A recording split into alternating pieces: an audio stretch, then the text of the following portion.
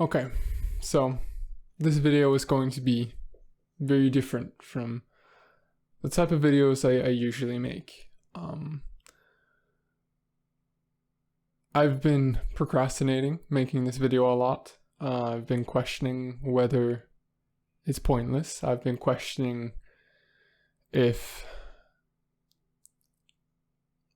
I'm hysterical. I've been questioning whether the supposed point for this YouTube channel is made up. And I think the only way to know and to find out is to make this video and see what happens. Maybe nothing happens, maybe no one cares. Or maybe people take notice and maybe people share similar stories. Because what I want to do with this video is I want to be transparent. I want to be honest. I want to share my story of my experience with the educational system, and I'll just take you through step 1 to 12.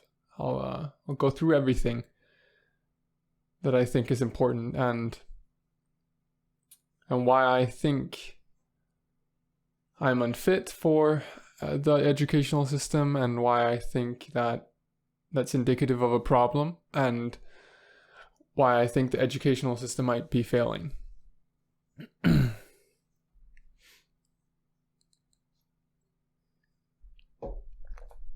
So, in primary school, I was an outsider. I pretty much always have been. I don't act like most people do. So I was bullied in the early grades, but that wasn't really a problem for me. Well, it was, but I had anger issues at that point. I failed to manage my anger, and so I lashed out, and that's fodder for bullies, which meant that I just got bullied more. Now, at some point around 4th, 5th grade, I learned to, I wouldn't say ignore, but kind of ignore.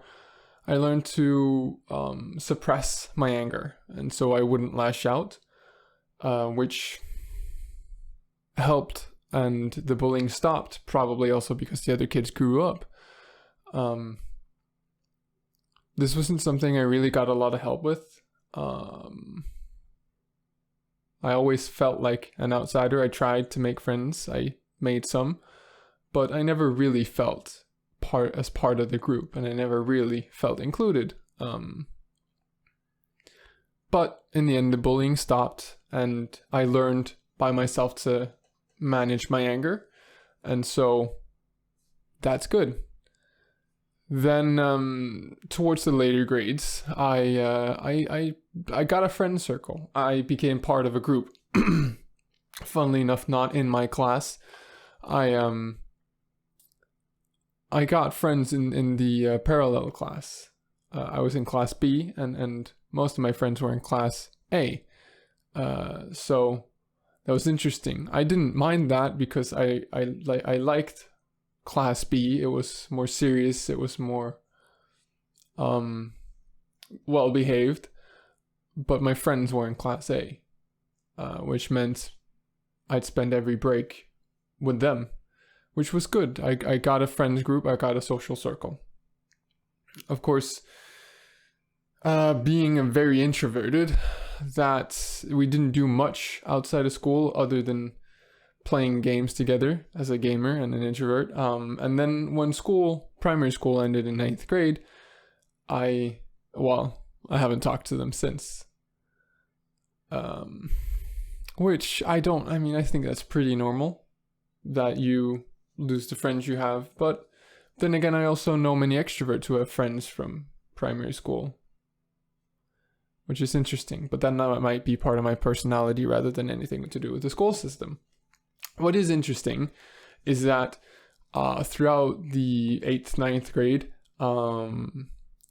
I was going to apply for what's called in Denmark an after school, which is basically, it's not quite a 10th grade, but it is kind of a 10th grade, but this would be a sports after school. So it would be a lot more sports focused, and there's a lot more freedom and specializing in after schools, rather than just a regular 10th grade with math and all those regular classes, which most of which you would have in an after school. But if you went just like a sports after school, in my case that would be for handball, then you would spend a lot of hours training, practicing, and playing handball, and that would be your focus. It's basically like an American sports college. You would get in, like, if you get in on a sports scholarship, then your focus, your day is that sport. Of course, you also have to keep up with the rest of the curriculum, but that's your focus. And yeah, you usually go live there.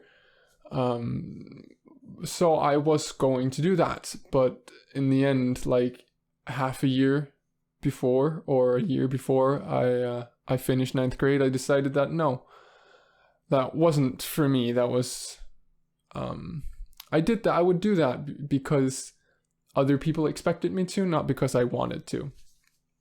I've always, since the early grades, been bored by school.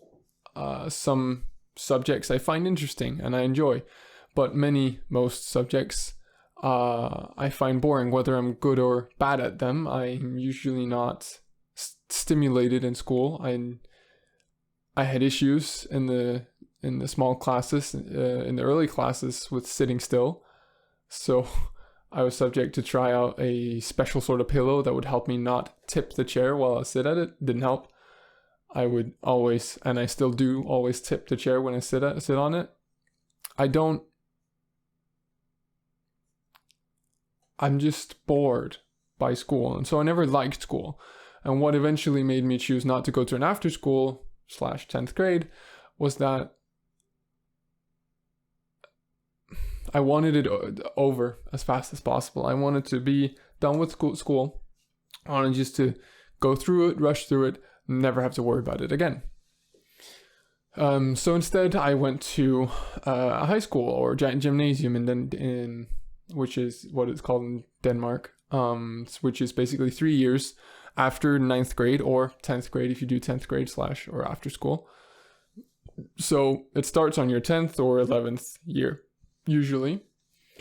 And then that's 3 years of more serious study with more exploration into different subjects. So you start to specialize a bit more into either, depending on what high school or what gymnasium you choose, there are different kinds. I chose to go to the technical one, which means there's a lot of science, a lot of STEM focus. So a lot of physics and chemistry. We had a class called technology, which was basically project work, where we would start a project and like build a soapbox car that we would race at the end of the project. And so you would outline it, you'd start the project, you would then build the thing. So you'd have to make all the measurements and everything and all the engineering. It's basically kind of an engineering class, but very simplified. Yeah, and a lot of STEM classes. If you'd gone to some of the other ones, there's some that are more business focused, so you get a lot of financial classes, a lot of math, a lot about business and innovation. Or you could just go to what's usually called the regular gymnasium, which is more broadly focused and teaches you a lot more religion, teaches you German. You have more opportunities to get other languages there, and just the bog standard classes usually with some extra kind of old-timey classes, ones that don't really have any specific utility anymore, like Old Norse religion.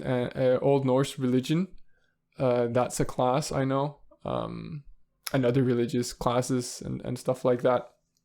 But it's usually what's considered the normal one, whereas the technical one's the geeky one, and the other ones are the other ones and have their own stereotypes. So most people go to the normal one. But yeah, I wanted to rush through school as fast as possible. So I went to the technical gymnasium, and I resolved for myself that I wanted to try and make some friends there, especially because there was a much higher chance I'd meet someone like me or more people like me. And I did. We got a friend group going. I met my girlfriend there. And I was still bored. Like, I liked my friends.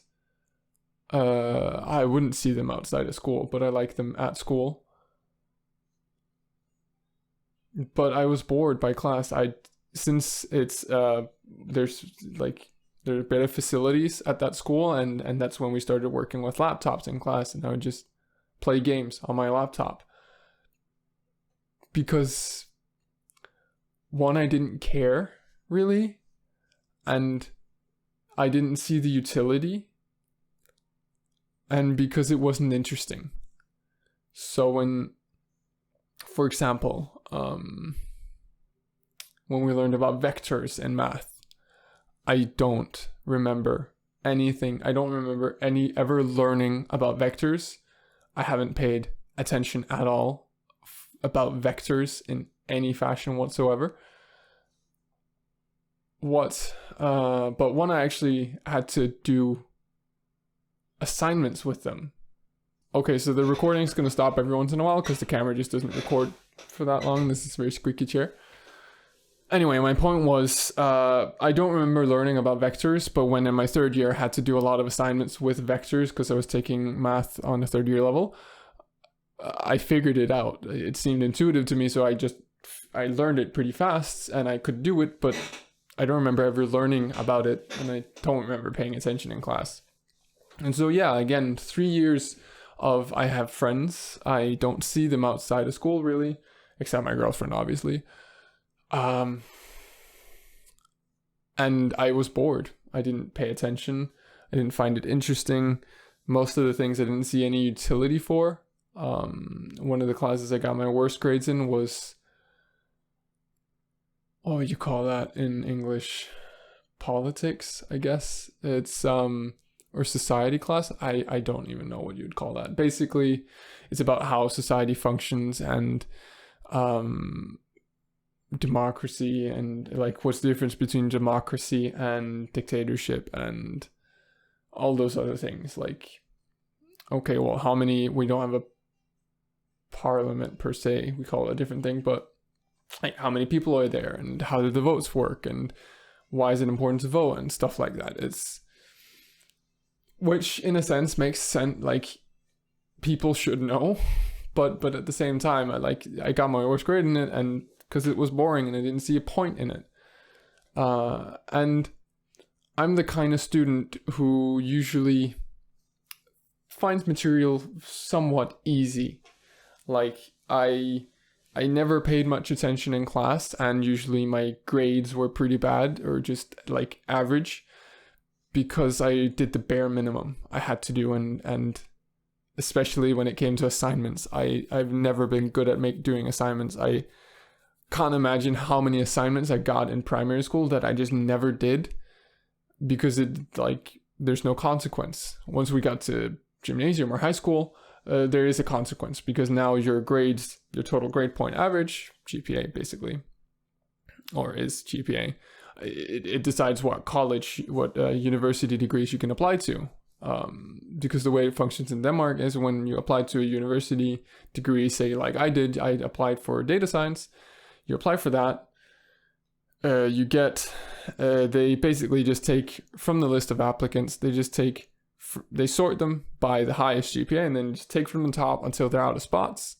And then there's also a secondary way to apply, which is called quote 2, which is where you apply with an application instead.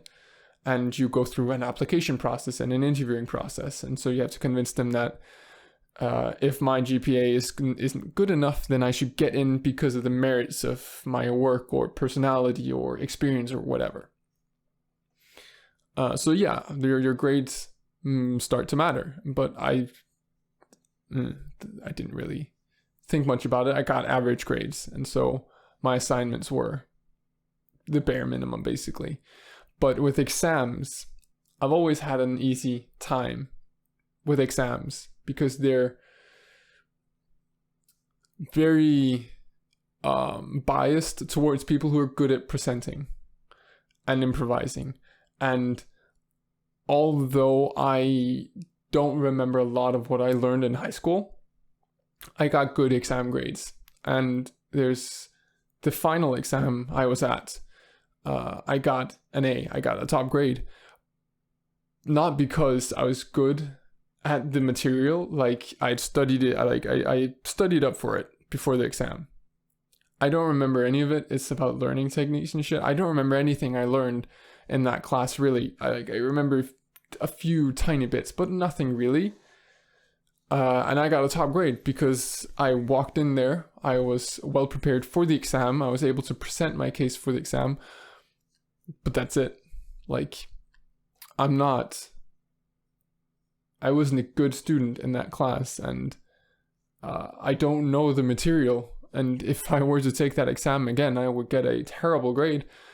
But because I could do it, because I'm good at presenting, and I'm good at arguing, convincing, and improvising, it means I do well at oral exams. Now, written exams are different. You obviously have to know the material to some extent to do well in those. But any oral exam, I've always done well, to my benefit, because I've never known, like, usually, like, my best grades are always from oral exams, because even though I don't know the material, I can present it to a good enough extent that I get a good grade. Which is obviously a problem. Like, if a student who doesn't know the material can get a top grade, then what does the grade even mean at that point? I'm not supposed to be graded on my ability to present. I'm supposed to be graded on how well I know the material and how knowledgeable I am about it. But I guess that's like a lot of other things. But I that is a problem. I think that's a serious problem with the way we measure students' abilities. But either way, 3 years of boredom, did my exams well, meaning I got a decent above average GPA. Once again, my plan was get through shit as fast as possible. Like, in the second year of high school, we got a bit of guidance. Like, we had like maybe 3 hours worth of education to help us figure out what we wanted to do, where we wanted to study, and what we wanted to study, and how we wanted to shape our careers and the rest of our lives. That's not a lot of time to guide kids to figure out what they want to do with the rest of their lives. It really, really isn't. Then we got a couple hours in third grade in the third year because, well, the decision's coming up. But still, in total, I don't even think that we spent more than 10 hours on it in class. They, of course, asked us to think about it outside of school. But what kid has time and focus and attention and energy to do that until it's, like, absolutely necessary? But anyway, aside from the fact that we don't spend enough time on trying to help our kids figure out what they want to do and guide them, I could have done like my sister, and I could have taken a couple years off just to work, just to earn some money, and to figure out what I wanted to do with my life, to do some soul searching and self exploration, and figure out where do I want to go in life? What do I want to do? And all that. But again, I was tired of school and I wanted to get through it as fast as freaking possible. I didn't want to spend a minute more at school than I absolutely had to. So instead I decided to rush it, because we also would get, your GPA would get a multiplier, I think 1.5 or something. If you would start at university or higher education, like 2 years, within 2 years of finishing high school, if you started, or if you applied for university within 2 years of finishing high school, you would get a multiplier on your GPA of 1.5 or something like that, meaning it's easier to get into the degree you want to get into, and meaning you're encouraged to rush through it, which is weird considering it might be better for kids to know and for them to do some soul searching and exploration. I really like, if I don't regret anything I've done because I like where I am now. But if I should give some advice to someone in my situation back then, I'd say take a few years off. Work, figure out what you want to do. Like, really do some soul searching and personality searching, and explore yourself, and figure out, where do you want to go in life? How do you want to help the world? Do you want to help the world? Or do you just want to get a job where you work 9 to 5, but then you relax at home with your family? Does your job not matter? It doesn't matter to you, and all of that. That's the advice I'd give to someone in my situation. But anyway, so I decided to choose a degree in data science, and I decided to apply, and because you didn't have to have a terrifyingly high GPA to get into that degree, I got in with just a regular application. My GPA got me in, essentially. So that was fine. I mean, I got into the education I wanted to get in, or into the degree I wanted to get into. It was a bachelor's in computer science. My plan was to go on and take a master's degree as well. That's 5 years in total at university. At this point, I've done 12 years of education. And so I was about to start my 3 years bachelor, and then 2 extra years for my master's. And then if I wanted, I could do another, I think it's 3 years for a PhD. I chose data science because I like computers. I like IT. I'm good at math. Thought programming was interesting. I never really thought about what my career would look like. I just had an image of me sitting at a computer programming, I guess. And that was enough. That was basically all the thought that went into it. I'm good at math. I like computers. I think programming is interesting. So I should study data science. I also considered a short, more practical education. In Denmark, we have these, what would you call it?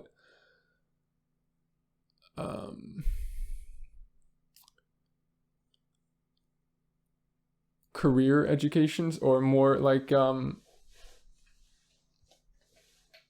internship based educations, where it's like 2.5 years, or maybe even 3 years, but with a lot of project work instead of studying. Instead of a lot of theoreticals and studying and stuff, you do a lot of project work.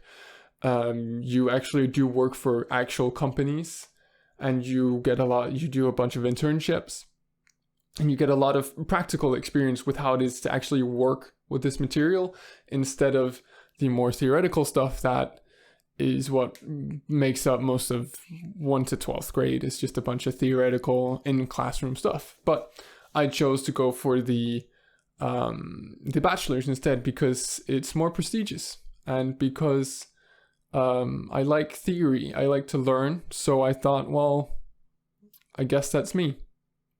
As I was saying, I went on to start my bachelor's in data science. And I was there for 1.5 years in total, 3 semesters. The first semester was great and fun. It's always exciting to do something new. You meet new people. You learn new material. It's all great and fun. At this point, I had moved out from my parents' home, or at least was about to. Don't quite remember. Yeah, I think I moved at the start of the second semester or something like that. This is when I moved out and moved in with my girlfriend. We moved in together. And so I was living out for the first time. I was having to deal with issues of, okay, how do we manage a household? The two of us who have been assisted all of our lives by our parents. How do we manage cooking? How do we manage all the practical issues that come with living on your own? How do we manage our finances? Luckily, both of us are pretty introverted and we're pretty nerdy people. Like we love to learn and explore new things and take on challenges. So we were pretty well equipped to deal with it. But still, that's not the achievement of the educational system. That's mine and Sarah's achievement, that we were so well equipped to handle like living on our own. We never really learned anything in school on how to manage our lives on our own, which I think is probably a mistake, because I don't think there are a lot of parents that teach that. And there's certainly some parents that certainly don't, meaning those kids will be handicapped by the fact that they can't live on their own properly. But I digress. Back to school. I was there for 3 semesters. The first semester was great. Then towards the end of it, it started to get a bit boring, but it was still my first semester, so it was interesting. Then there was a break, and then my second semester started. And once again, new semester, new start, great, cool, fun. And then when we reached the end of the second semester, I stopped attending a lot of classes. And I started falling behind, and because I wasn't doing the material, or I didn't find it interesting, and it wasn't fun, and all of the usual, all the usual culprits. I wasn't stimulated. Like, it wasn't because it was too easy for me, because it certainly wasn't. I struggled with some of the material for sure. But sitting in a lecture hall with 150 other students, listening to one dude, no feedback, no question, no like proper space for questions. You just sit there and listen. I mean, I might as well have read it in a book, which is what I also started doing towards. I stopped attending lectures because I realized a lot of what they're saying were just right out of a book.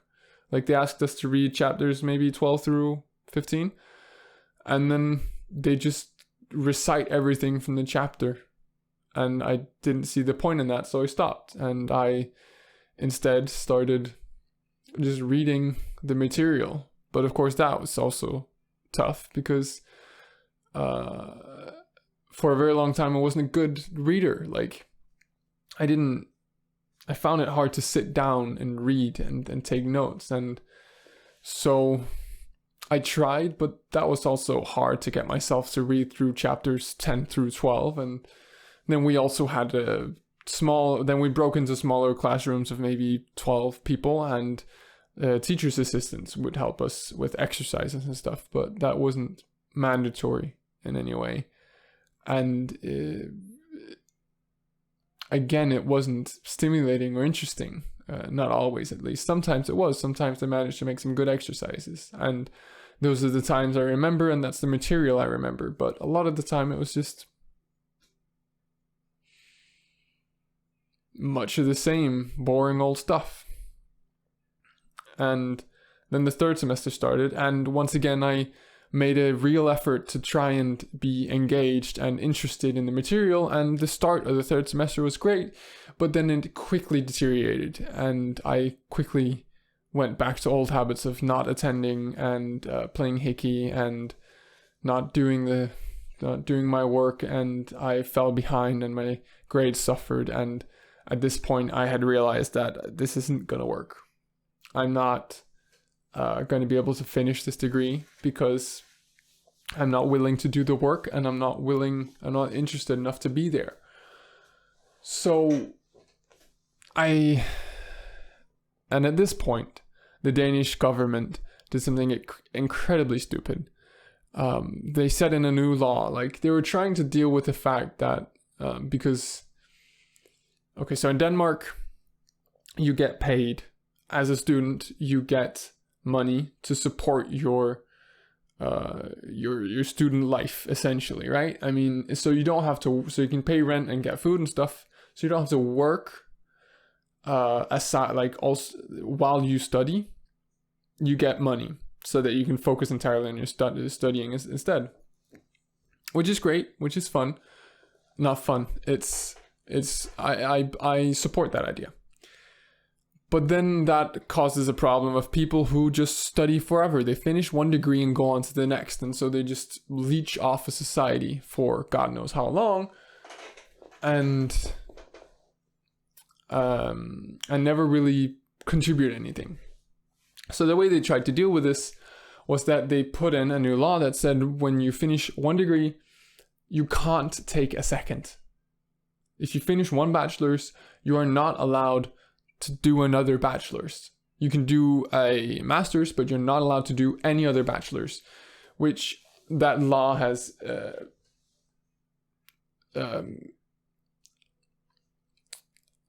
enough, that law has been removed since then. But at that point, that meant that, okay, well, I am at a crossroads. I have to finish my degree. I have to churn through it. I have to do all I can to finish my degree and figure out what I want to do from then, and maybe just start working. It's instead of doing a master's, just finish my bachelor's, get a job, and get into start my career. But that also meant I was stuck with the bachelor's that I'd gotten. And if it turned out I was in the wrong industry, doing the wrong work, and I didn't belong, and then I'd be stuck. I wouldn't really be able to get out of it. So my other option was to drop out and then figure out what I wanted to do instead. That way I wouldn't finish my bachelor's and I'd have a second chance at another bachelor's. But of course that carries the risk of, okay, well, I dropped out. If I drop out, I lose my income.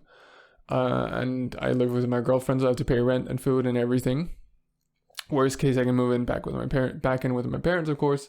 But then I'm also in a place of uncertainty and unknown. Okay, well, I drop out. If I figure out some way to get money, if I get some part-time job, what then? Like, how do you go from being a college dropout to what? Like, where do you go from there? But that's what I chose to do. And I got a job as a waiter. And I managed to cover my expenses. And then I just somehow had to figure out what I wanted to do with the rest of my freaking life. And I did what I probably should have done earlier. I did a lot of soul searching. I read a lot about different career paths. And I explored different hobbies and interests. And I really tried to dig deep down into who I am and what I wanted to do and what my ambitions were, until I eventually decided that I wanted to work in a business environment. Which, good for me, I figured out what I wanted to do. But that also means, okay, well, now I have to figure out what degree I want to take. And I eventually decided I want to go to Copenhagen Business School, probably some kind of international business, because I always found that aspect of business interesting. But then another hurdle came along. I now had to meet the entry requirements for that degree. And not only do you have to have the right GPA, you also have to meet the requirements in what kind of classes you have. So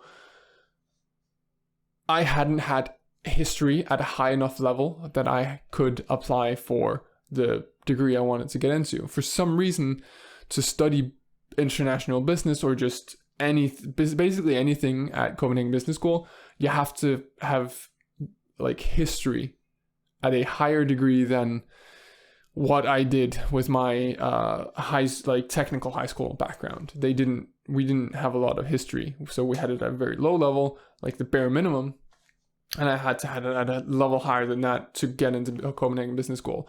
Why? God knows. But that meant I had to do a supplementary course. I also had to prove that my English skills were sufficient enough to study international business. That's fair enough. I had previously chosen to do math at a higher level instead of English at a higher level. But I could just take an exam that could prove that my English was at a high enough level, which I did. Of course, I had to pay for that and the history course. And then I tried to do the history course and struggled with it for a long time because, once again, I didn't find it very interesting, and there was a lot of self-study. And then half a year ago, 9 months, no, but at this point it's probably like 10 months ago, I decided that maybe not.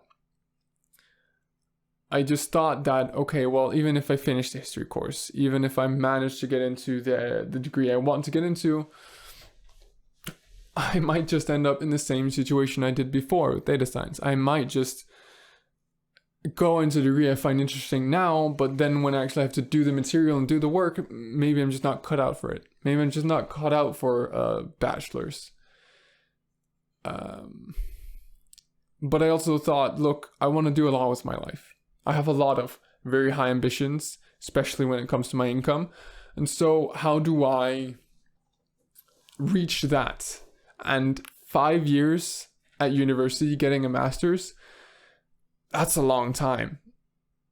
Especially when I want to reach my income goal before 30.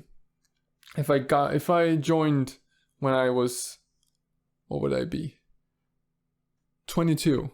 I would finish my master's degree when I was 27, then I have to get a job, get 3 years work experience, and then I'd somehow have to reach my income goal, as if. And at this point, I was very ingrained into the entrepreneurship culture, and previously tried to start YouTube channels or blogs of different sorts, because I saw a lot of kinship in those circles of people. The entrepreneurs, modern entrepreneurs, often have a lot of the same rhetoric. You don't need an education to be successful. If you start a business and you grow it, then you can reach your ambitions without studying at school for 5 years. And they're right. I mean, some of the most successful companies in the world don't require a degree anymore. Their application process doesn't require a degree anymore. Sure, it's a bonus, but what they're looking at is what you've done, what you've achieved, what you've proven yourself to be and who you are. And I see more companies doing that, and I saw more companies at that time doing that, and I realized, well, what if I don't? What if I don't get a bachelor's or a master's? What if I just get a job, a respectable job? And then 2 years of work experience could take me anywhere else. It could take me into any job that a bachelor's degree probably could. Like 2 years, like 3 or just 3 years. Let's make this time period the same, right? 3 years of serious work experience with some pretty decent accomplishments, and I'd be able to get any job I would get as a newly graduated bachelor's. And that's what I realized, and that's what I chose to do. And that was a hard choice, and it was a risk, and it took me 6 months to find a job. And that was 6 months of applying during a pandemic, and God knows what else is going on in the world. But I eventually got a job, but I'm not sure everyone will be able to do that. I think I was lucky, and I think I think it's also my own achievement to some extent. But I'm always just left, whenever I think about my past with the educational system, I'm always just left with this feeling that I didn't belong in that educational system. And I was somehow failed by it. I'm reluctant to say that, because I more so think it's a consequence of who I am rather than it. But I also think it's failing. I also think it has some serious problems. Not only the exam thing we talked about earlier, but in general. I think it's becoming outdated. And I think people are waking up to that. And if you look outside of Denmark and to America, prices are rising. And people are left with huge debts, and they're not even secured a job after education.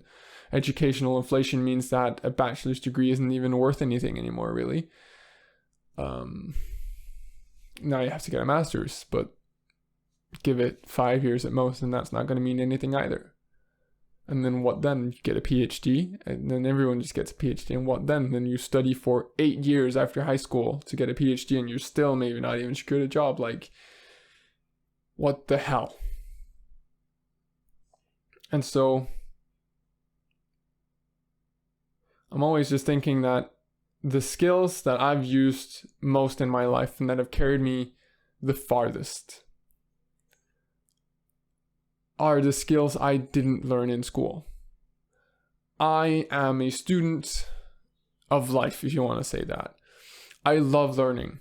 I read so many books now, and I just love learning about new things and improving and growing as a person, and like advancing my skill sets and becoming better. But isn't that what school's all about? And so if I love learning and I love becoming better and healthier and more competent, then why don't I fit into the school system? Isn't it someone like me that should specifically fit into a school system? Someone who's ambitious and eager to learn? Isn't that the kind of person that the school system would want? But I don't belong there. And that makes me think that there's a problem. That makes me think there's a real serious problem. Because as I said, the skills that I value most in my life are not the skills I've learned in school, in any school. Like the way I manage my finances, that's something me and Sarah came up with and learned from the internet probably. I certainly don't really know any cooking. I learned some from Sarah and then some on my own. I'm still pretty bad at it, but I intend to learn more about it later. How we organize our tasks and how we manage our relationship, that's all us. School certainly didn't help with that.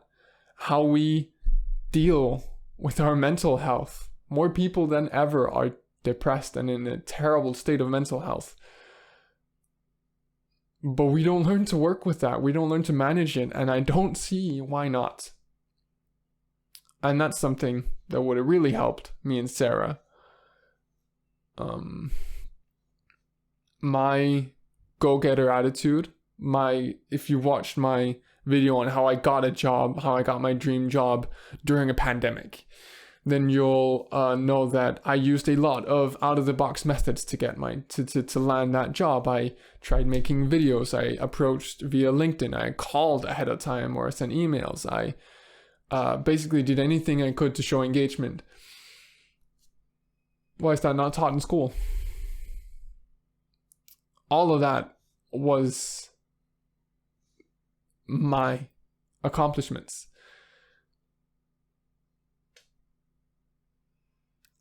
I struggle to really come up with anything non-basic that I value that came from school. The things I value that came from school: reading, math, speaking, like Danish and English, and some of the most fundamental things that we have to learn. Thank God we learn those in school. But beyond that point, I've learned about the periodic table. I never really use it. Or I never use it. I learned about learning techniques and I got an A in it. I don't remember anything from it. I know about vectors. Don't use them. I know about Bauhaus, architectural design, and other furniture design. It's interesting to talk about, but it's not doesn't have any utility for me.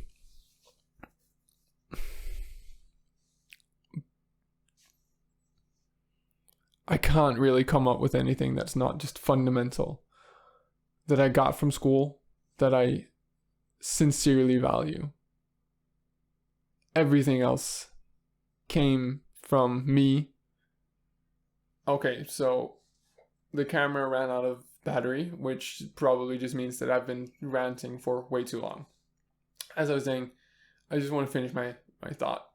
Everything I value, outside of the most fundamental things like reading and math and language, all of it comes from either me, my girlfriend, or from the internet. And school doesn't...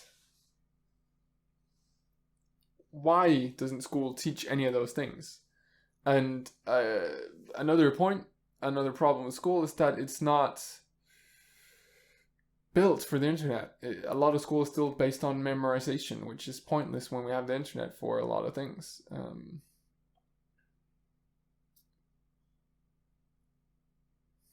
In the end, I just think there's a problem. And I think I'm a victim. No, I don't want to say that. I think my experience with the system is a consequence of the problem. And I think I'm evidence that there is a problem. And I'd like to hear if other people have similar experiences and whether you also think that there's a problem and maybe we need a serious reform of education. Maybe we even need a revolution, but I hesitate to imply that because, as I mentioned in my previous video, revolutions are dangerous. But I think there needs to be more public debate about it. And I think we seriously need to take the educational system and put it under a microscope and scrutinize it and criticize it and find all the flaws that are there, and we need to do something about it. Because otherwise, our children in the next couple generations are going to be brought up by a school system that was built for a world that doesn't exist anymore. And that's not good. So, tell me what you think. Tell me if you have similar experiences or tell me your story. I just hope I'm not alone on this.